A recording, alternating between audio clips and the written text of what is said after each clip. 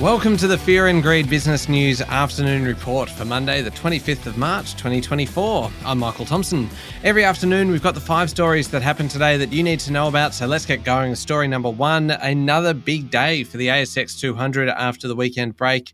It closed up 0.5% to 7,812 points. That's just 35 points below the record that was set on March 8. So the rest of this week will be a pretty interesting one, I'd say.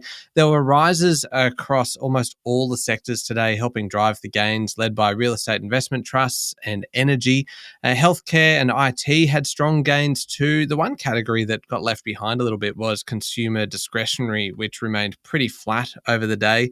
Commercial and industrial property business Goodman Group was up 3.7%. Crude oil ended a 3-day decline, which pushed up Santos 1.1% and Woodside 1.2%.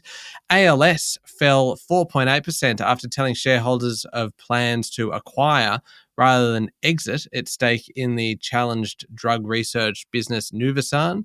Real estate company McGrath shares were up 24.5% on the back of a takeover offer from Knight Frank and Bailey's that has been accepted by the board. On to story number 2 now, and ANZ has agreed to pay $57.5 million to settle a class action brought against the bank relating to credit cards. The bank isn't admitting any liability and the court needs to approve the settlement, but it looks like this class action, which started in 2021, is coming to an end. The claim related to interest-free credit card customers, with a law firm claiming that from 2010 to 2018, customers were charged retrospective interest on their purchases and that these customers had no way of knowing how much they were going to pay. Story number 3, the Association of Superannuation Funds of Australia has published new research showing couples aged 25 to 34 would struggle to have more than $150,000 from super for a 20% deposit. The super industry is concerned about the policies that the coalition is looking to take to the next election after it previously took a proposal to allow first home buyers to access $50,000 in super for a deposit and is now looking at increasing that sum. The opposition is also considering letting other families put their super in their mortgage offset account. The research looked at the super balances of 300,000 taxpayers combined with ABS data and found those in the top earners in this bracket in Sydney would be unlikely to have these funds available. In Melbourne, the richest 20% of young people aged 30 to 34 would have 120,000, which is about enough for a median apartment deposit. Story number 4, China has blocked Intel and AMD chips from being used in government computers, according to a report from the Financial Times. This is a big one. It marks another step up in its tech war with the US.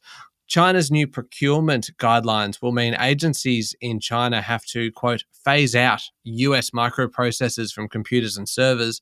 The guidelines also shift agencies away from the Windows operating system and towards locally made options. The Financial Times says that this is part of shifting towards safe and reliable processors and purchasing new products.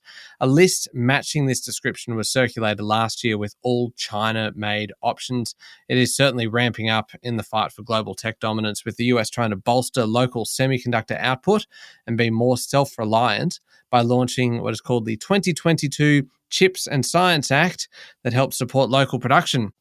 And finally, story number 5, Amazon has launched an appeal in France after the country's data protection agency lumped it with a €32 million fine earlier this year. The French watchdog slapped Amazon with the fine after it claiming that it set up an employee monitoring system in its warehouses.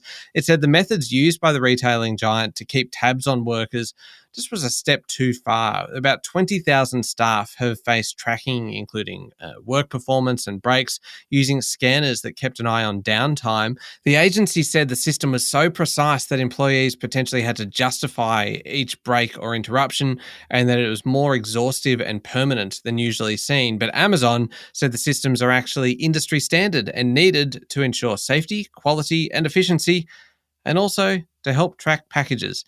The appeal is now before the administrative court.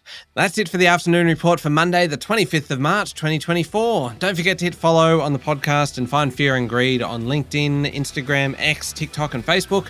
Join us tomorrow morning for the Fast 5 Business News by Fear and Greed, the top 5 business stories you need to know in just 5 minutes. I'm Michael Thompson. Enjoy your evening.